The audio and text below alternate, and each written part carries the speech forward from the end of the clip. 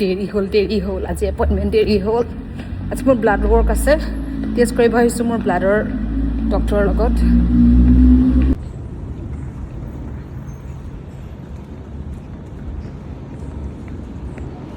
2 bottle তেজ দিলোঁ 2 bottle তেজ দি এনেকুৱা বেয়া লাগিছে গাটো তেজে নাই তেজ দি শেষ হ'ব মোৰ এতিয়া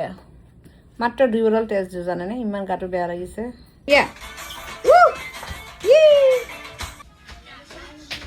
Yes. মই ইয়াত পঢ়ি আছোঁ বাপেক পুতেকে নাচি আছে দেখিছে নহয় দুষ্টা দেখিছে নাচিছে সি কপি কৰিছে দেউতাকক আজি বনাব লৈছোঁ এয়া পাৰ মাংস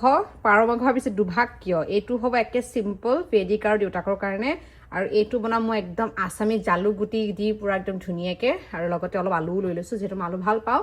বলক বনাও আগতেও মই পাৰ মাংসৰ ভিডিঅ' দিছোঁ তেতিয়া বহুতে সুধিছিল তুমি পাৰ মাংস ক'ত পালা আমি দিল্লী মুম্বাইত থাকিয়ে পাৰ মাংস খাব নাই পোৱা বুলি কৈছিলে আমাৰ ইয়াত পাৰ মাংস পোৱা যায় প্ৰথমত ময়ো গম পোৱা নাছিলোঁ আৰু এটা কোৱেশ্চন পাইছিলোঁ যে ইয়াত মানে ফ্ৰেছকৈ কটা মাংস পায় নে নাপায় নে অকল ফ্ৰ'জেন মাংস পায় ইয়াত ফ্ৰেছকৈ কটা মাংসও পায় আমাৰ ঘৰৰ ওচৰতে 20 মিনিটৰ ডিষ্টেঞ্চত এখন দোকান আছে অকল আপোনাৰ হেৰিহে মানে মুৰ্গী পাৰ হাঁহ সেয়াহে থাকে তেওঁলোকে আপোনাক ফ্ৰেছকৈ কাটি দিব আৰু মানে ধুনীয়াকৈ কাটি বাছি মেলি দিয়ে সেইকাৰণে যেনেকৈ আমি বজাৰত গৈ কাটি আনো তেনেকুৱা ছেম আৰু সেইকাৰণে এইখন থকাৰ কাৰণে ভাল মই ইমান ফ্ৰ'জেন মাংস খাই বেয়া পাওঁ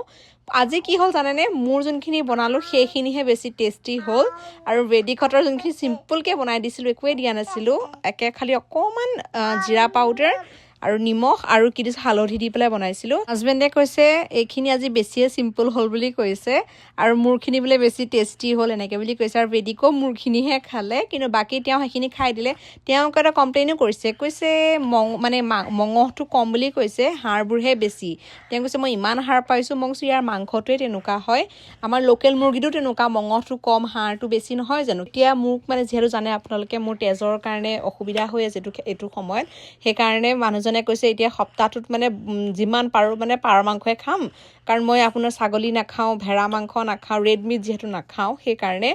তেওঁ কৈছে তুমি এইটোৱে খাবা যিমান পাৰা তোমাক মই আনি দিম বুলি কৈছে মানে খাবতো ভালেই লাগে কিন্তু বনাই থকাটো কম নহয় সদায় ডেইলি এতিয়া ময়ে বনাব লাগিব তেওঁতো বনাব নাজানে আৰু আপোনালোকে যদি জানে মই যিহেতু আজি তিলৰ চাটনিও বনাইছোঁ